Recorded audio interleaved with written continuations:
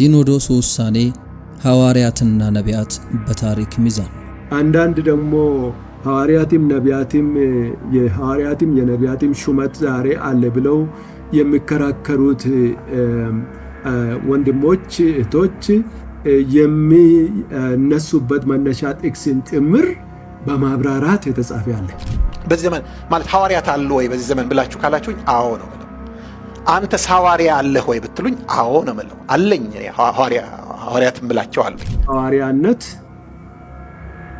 ነብይነት በዘመነ ሐዋርያትና በቤተ ክርስቲያን መመስረት ላይ እዛች ጋር ግልጽ የሆነ ሴሴሽኒስት ነው። እኔ ይገርመኛል እነኚህ ሴንሴሽኒስት የሚባሉት መንፈስ ቅዱስ መስራት አቁሟል አሁን ብለው የሚያምኑ እንደዚህ አይነት ዶክትሪን ያላቸው እግዚአብሔር ቃል በንጹህ ሳይሸቃቀጥ ወይም ሳይጨመርበት በንጹህ የሚሰበክበት ግን አሁን ሐዋርያ የለም ወይ የሚለውንም ያብራራል።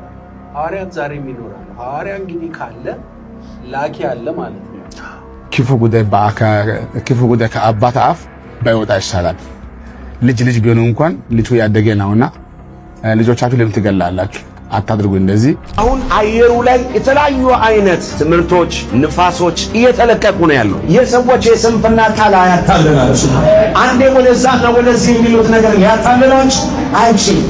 ከ500 ዓመታት በፊት በጀርመን ዊተንበርግ ምድር ማርቲን ሉተር 95ቱን የተሐድሶ ነጥቦች በቤተ ክርስቲያን ደጃፍ ላይ ሲቸነክር ዓላማው አዲስ ሃይማኖት መፍጠር ሳይሆን ቤተ ክርስቲያንን ወደ ቀደመው የመጽሐፍ ቅዱስ እውነትና ንጽህና መመለስ ነበር።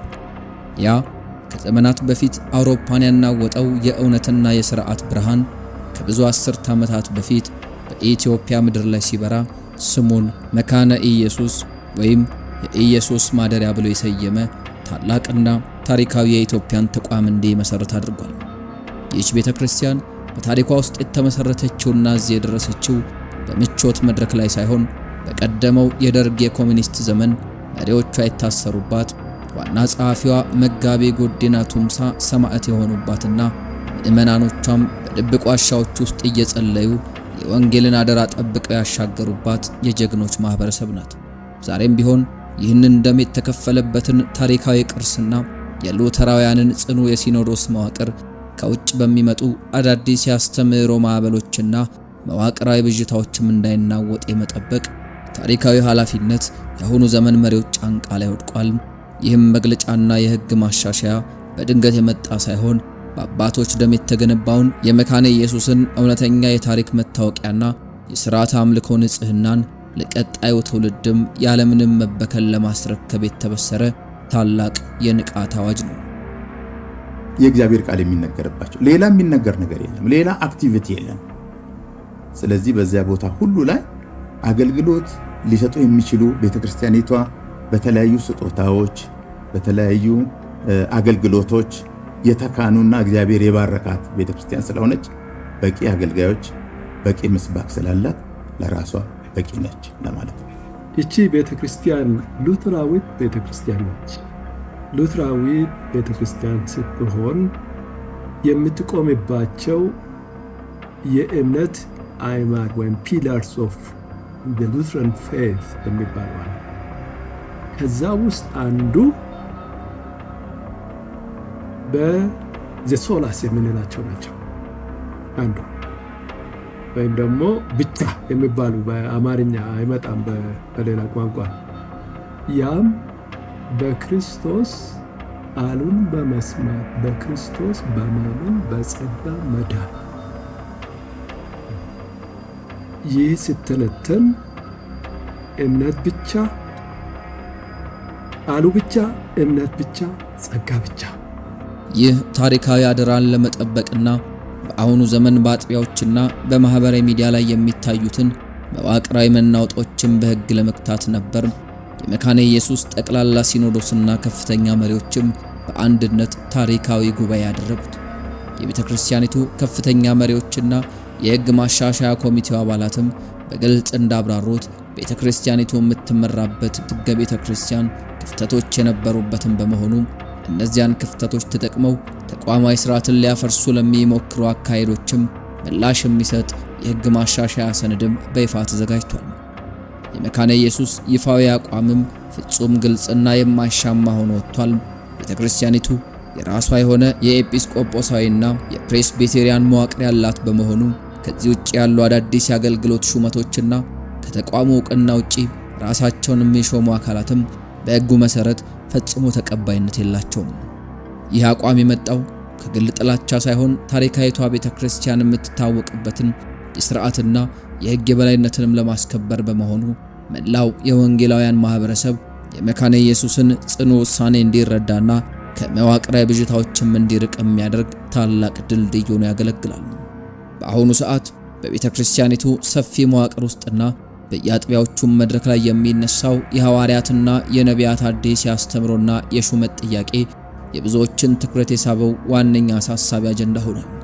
በተለይም ደግሞ ከተቋሙ የዘመናት ታሪክና ከሉተራውያን የነገረ መለኮት ልምምድ ውጭ የሆኑ ሰዎች ራሳቸውን በሐዋርያትነትና በነቢይነት እየሾሙ አዳዲስ መገለጦችና ትእዛዛትንም ወደ አጥቢያዎች ለማስገባት መሞከራቸው በምዕመናኑ ዘንድ ታላቅ ግራ መጋባትንና መንፈሳዊ አለመረጋጋትን እየፈጠረ ይገኛል። የቤተ ክርስቲያን መሪዎች በቃሉና በታሪክ ጉልበት እንዳረጋገጡት የሐዋርያትና የነቢያትም ልዩ መለኮታዊ ሹመትና መሰረት የመጣል ስልጣን ቤተክርስቲያን በተመሰረተችበት በቀደመው ዘመን ፍጻሜውን ያገኘ በመሆኑ ዛሬ ተቋማዊ ዕውቅናን በመጣስ የሚመጡ አዳዲስ የሰዎች የክብር ስያሜዎችም የቤተክርስቲያኒቱን የቆየ አምልኮ ሥርዓትና የሥርዓተ ቅዳሴውን ንጽሕና የሚበርዙ ሆነው ተገኝቷል። ይህ ሁኔታ የአገልጋዮችን ታማኝነትና ለሲኖዶሱ ያላቸውን ተጠያቂነት የሚያጠፋ ከመሆኑም በላይ ቤተክርስቲያኒቱ ለዘመናት የጠበቀችውን አንድነትም አደጋ ላይ የሚጥል ስለሆነ የከፍተኛ አመራሮቹን የሕግ ባለሙያዎቹንም ፈጣን ጣልቃ ገብነት የግድ አስፈልጓል። ነገር ግን ይህ አዲስ የሕግ ማሻሻያና ይፋዊ መግለጫ በቤተ ክርስቲያን ውስጥ ያለውን የመንፈስ ቅዱስን የጸጋ ስጦታዎችና እውነተኛውን የትንቢትና የወንጌል አገልግሎት የሚገድብ ወይም የሚያጠብ እንዳልሆነ አመራሮቹ በሰፊው አስገንዝበዋል። መካነ ኢየሱስ የሰዎችን የሹመት ስምና የክብር ስነ ስርዓት በሕግ ብትከለክልም በሩቅ ገጠራማ ስፍራዎችና በየሲኖዶሶቹ በትህትናና በታማኝነት ወንጌልን የሚያደርሱትን እውነተኛ አገልጋዮች የጸጋ ሥራ ግን ዛሬም በታላቅ ክብር ትደግፋለች። ትክክለኛው ትንቢታዊ መልእክትም የእግዚአብሔር ቃል በንጽሕና ማወጅ፣ ሰውን በቃሉ መገሰጽ፣ መምከርና ማነጽ በመሆኑ ይህ አገልግሎት በጸጋ ስጦታዎች ውስጥም ሕያው ሆኖ ይቀጥላል።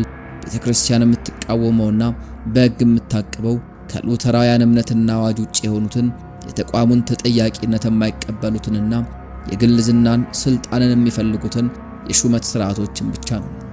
ታሪክ እንደሚያስተምረን ይህች ታላቅ ቤተክርስቲያን በቀደሙት የፈተናና የስደት ዘመናት ሁሉ ጸንታ መቆየት የቻለችው የቃሉን እውነትና የሕግ ሥርዓቷንም ሳታጓድል በመያዟ እንደመሆኑ መጠን ዛሬም የመጣውን የሐዋርያትንና የነቢያትን አደረጃጀት ብዥታ ተቋቁማ የመሻገር ታላቅ አደራ በሲኖዶሱ አመራሮች ጫንቃ ላይ ወድቋል። የሐዋርያትና ነቢያትን አገልግሎትና ሹመት በተመለከተ የቤተ ክርስቲያናችን አስተምህሮ ምን ይመስላል የሚለውን በጣም ጠቃሚ የሚሆነው ይህንን በሚመለከት 48 ገጽ ያለው የጽሑፍ የጥናት ጽሑፍ አለ። እሱን ማንበብ ነው። ስመተ ሐዋርያ፣ ስመተ ነቢይ ትክክል ነው አለ ወይስ የለም የሚል አለ።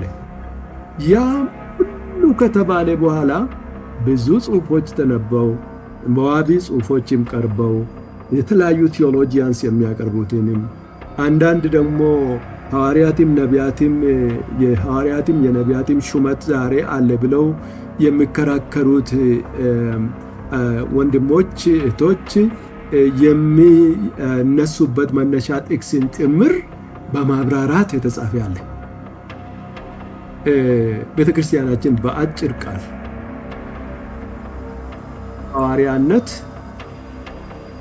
ነቢይነት በዘመነ ሐዋርያትና በቤተ ክርስቲያን መመስረት ላይ እዛች ጋር ግልጽ የሆነ ሴሴሽኒስት ነው። መካነ ኢየሱስ ሐዋርያ የሚል ሹመት ማለት ነው። ሐዋርያዊ አገልግሎት ግን አለ። ቤተክርስቲያናችን ይህንን ታምናለች። ሐዋርያዊ አገልግሎት ግን አለ። ትንቢታዊ መልእክት ግን አለ። ኦፊሱ ግን የለም። ምክንያቱም ሰው አይሾምም ሐዋርያ፣ ክርስቶስ ብቻ ነው። ነቢይን ሾሞ የሚልከው ክርስቶስ ብቻ ነው። እሱን ደግሞ ክርስቶስ ለራሱ ጠቅልሎ ወስዶታል። ሁለተኛ አይደገምም። ኤፌሶን ምዕራፍ 2 ቁጥር 20 ላይ በነቢያትና በሐዋርያት መሠረት ላይ ታንጻችኋል። እኛም ሁላችን ደግሞ የአካሉን የምንገነባ ክርስቶስ ማዕዘኑ ድንጋይ፣ እኛ ደግሞ ከሱ ጋር የምንሰራ ነን ይላልና አለቀ። በዚህ ነው ቤተክርስቲያናችን የምታምነው። ሐዋርያዊ አገልግሎት ግን አለ። መልእክተኛ ማለት ነው በቤተክርስቲያናችን ሐዋርያ ማለት እንደዚህ ነው። ቃሉም ይሄ ነው። ወደ ግዕዙም ወደ ግሪኩም ስትሄዱ፣ ወደ ላቲኑም ስትሄዱ ይህን ነው የምናገረው። መልእክተኞች በቤተክርስቲያን አሉ። የግሪኩን ቴክስት ስናነብ ይሄ አፖስቶሎስ ኦር አፖስቶሎይ የሚለው በብዜቱና በእንትኑ እየተቀመጠው መልእክተኛ ማለት ነው። መልእክት የሚያደርስ አሉ፣ የሚያደርሱ ዛሬ የሚሮጡ አሉ። ሐዋርያ ሳይባሉ ግን የሐዋርያነት ሥራ የሚሰሩ አሉ። በቦረናና አካባቢው እየተሯሯጠች ወንጌል የምትሰራ አንዲት እህት አለች። ታውቃላችሁ፣ ሁል ጊዜ የምንጸልይላት። እንግዲህ ሐዋርያ መሾም አለበት ከተባለ እሷ ነች የምትሾመው። እና ግን ሐሳቡ ምንድን ነው? የለም በቤተ ክርስቲያናችን አንል። ግን ሌሎች ከቤተ ክርስቲያናችን ጋር በሆነ ኅብረት ያለን ሰው የራሳቸው መድበው ለራሳቸው ሐዋርያትንም ነቢያትንም የሚሾሙ ካሉ አነቅፋቸው። የራሳቸው ቤት ነው። የኛ ቤት ግን ሌላ ነው። ግን አነቅፋቸው። ክላሲካል ፔንቴኮስታልስም ቢሆኑ ሌሎችም ቢሆኑ በምንም አይነት አነቅፋቸው።